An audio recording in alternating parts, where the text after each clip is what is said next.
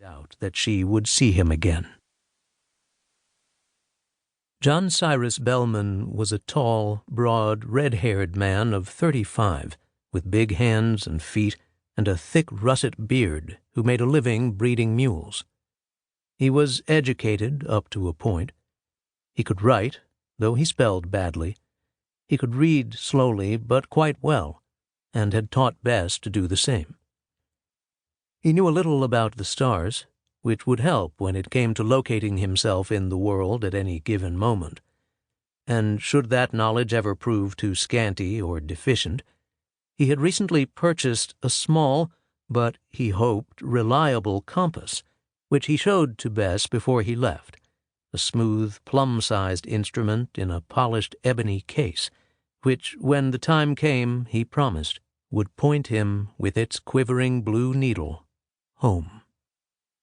A week ago he had ridden out to his sister Julie's and stood on her clean scrubbed floor, shifting his weight from one large foot to the other, while she plucked a hen at the table.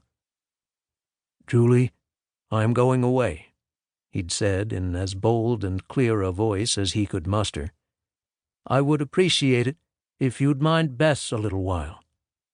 Julie was silent while Bellman reached inside his coat and took from his shirt pocket the folded newspaper cutting, smoothed it out, and read it aloud, explaining to his sister what it was he intended to do.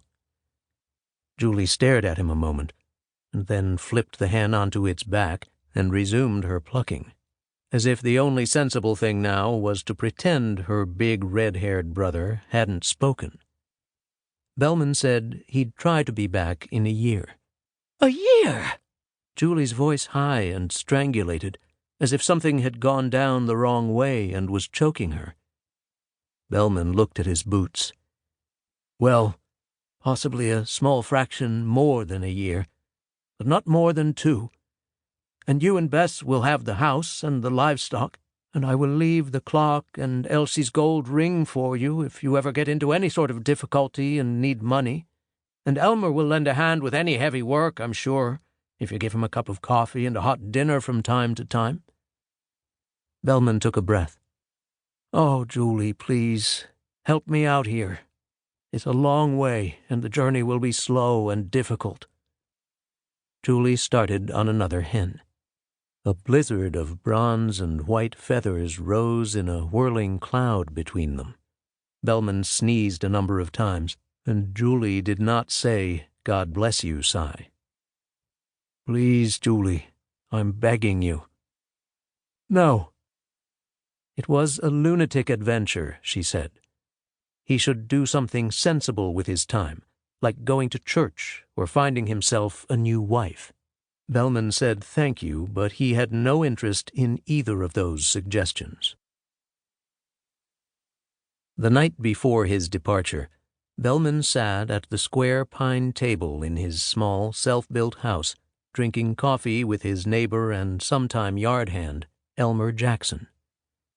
At 10 o'clock, Julie arrived with her Bible and her umbrella and the small black traveling bag that had once accompanied her and Bellman's wife Elsie across the Atlantic Ocean all the way from England. Bellman was not yet entirely packed, but he was already dressed and ready to go in his brown wool coat and a leather satchel across his front on a long buckled strap.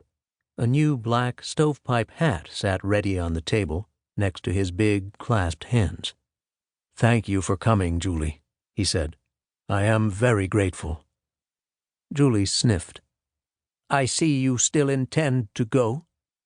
"I do, yes." "And where is your poor, soon-to-be orphaned little girl?"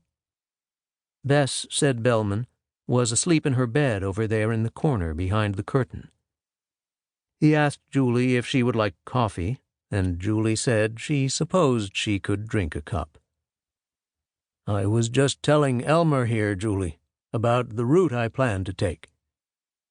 Julie said she wasn't interested in his route. Julie said, why did men always think it was interesting to discuss directions and the best way to get from A to B?